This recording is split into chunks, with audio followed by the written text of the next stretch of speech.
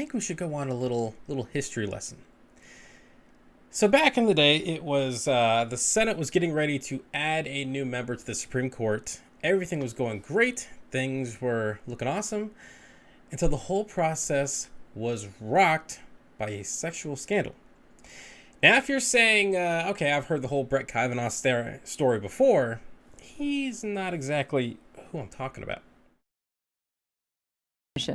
She appeared before the Senate Judiciary Committee to tell her story. His conversations were very vivid. He spoke about acts that he had seen in pornographic films involving such matters as women having sex with animals. Yep, that was Anita Hill testifying during the nomination of Clarence Thomas to the Supreme Court. It's funny, you can see Biden there. He really has been around for quite a while. He has been in the Congress for quite a long time. But yes, so this was one of the darkest moments in the history of Senate because how Anita Hill was treated. We kind of live in the aftermath of the Me Too movement, where it's great that people are treating people who testify to some of these assaults with a lot more respect, but back then, not so much. Now, Thomas was eventually confirmed with a 52-48 vote, the same margin that Amy Comey Barrett got when she got confirmed earlier this week. Now, it wasn't always like this, right? We didn't always have these very, very close votes on the Supreme Court justice. It was actually once very bipartisan. Here's a look at several of the last members of the Supreme Court and the votes they received in the Senate. As you can see, Amy Comey Barrett there, 52-48. You can see Clarence Thomas down there, also 52-48. Now, as I said, that was a very contentious confirmation process. After him, there's Ruth Bader Ginsburg took over with a 96 vote yes, 87 for Stephen Breyer, the John Roberts 78, and then you have to go down to Sam Alito to get someone even back in the 50s. But after that, it was pretty bipartisan until we get to Merrick Garland. And as you can see there is no number there. He was never actually voted on. Because the nomination was essentially stalled by Mitch McConnell, and now the process has become very, very partisan. And you can see that in these numbers. Neil Gorsuch got confirmed 54 votes. Brett Kavanaugh got 50 votes. So this process is now another thing that is just overrun by partisanship in Congress. And it took just 30 days to confirm Amy Comey Barrett. And really, we didn't learn a whole lot about her positions. Now, the problem sometimes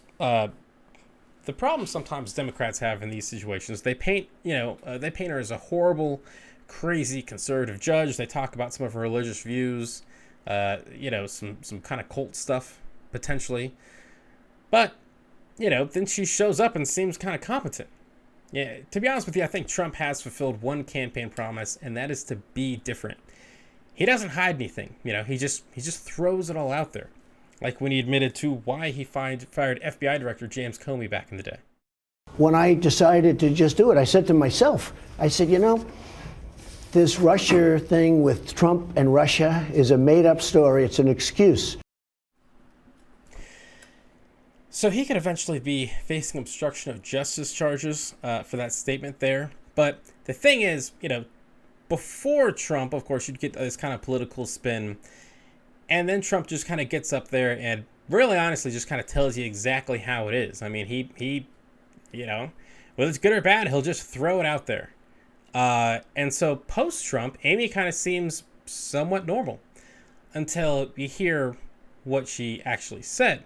Or more accurately, what she refused to say. Would you agree, first, that nobody is above the law? Not the president, not you, not me. Is that correct? I agree. No one is above the law. And does a president have an absolute right to pardon himself for a crime. Senator Leahy, so far as I know, that question has never been litigated. That question has never arisen.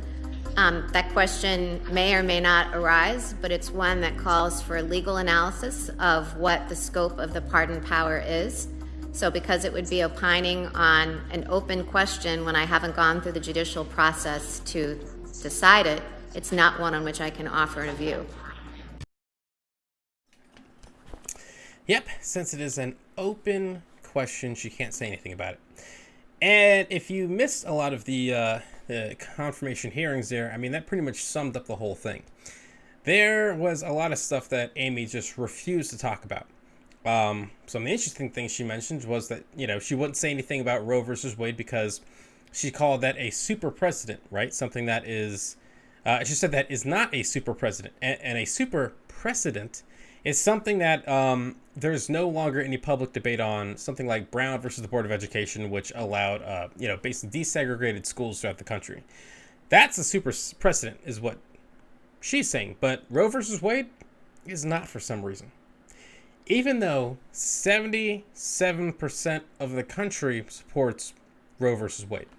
And so basically she said if there's anything contentious, anything political, she's not going to say anything about it. And she used that same bullshit argument to not say anything about climate change. She refused to answer any questions on the peaceful transfer of power, which, how is that political? I had no opinion on hypothetical voter suppression. This election is set to happen on Tuesday of next week, and you're going to see a lot of people in lines for hours. That is voter suppression. It's not hypothetical. It is going on now. She would not say anything if she would recuse herself on the 2020 election if the court has to decide if there's some stuff going on there that they have to look at. So she wouldn't recuse herself from that. So theoretically, that's why they're trying to, just rush this through so she could maybe, just maybe, there's the rumor out there, but maybe just say, hey, if there's so many problems with the vote counting process, let's leave it up to the Supreme Court to decide who's the next president. It'd be nice to have an extra vote on there, wouldn't there? The thing is, and as bad as those things are, no one asked her the questions I would have liked to hear myself. Namely, have you ever tried a case? The answer to that is no. Have you ever argued an appeal? The answer to that is also no. How long have you been a judge? Just 3 years. Shorter than most NFL rookie contracts. Have you ever argued in front of the Supreme Court? No.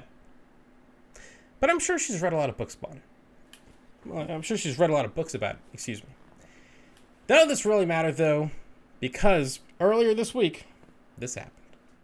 Well and faithfully discharge the duties of the office on which I'm about to enter. the duties of the office on which I am about to enter. So help me God. So help me God. And there is Clarence Thomas swearing Amy in himself. Let me rephrase that. I said none of this really mattered, because none of it really mattered because it didn't stop Amy Comey Barrett from being confirmed.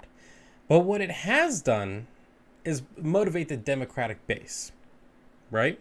It's kind of different than what I thought they were going to do. I thought they were going to slow walk this until after the election because they can, confirm her in her lame duck session, whatever.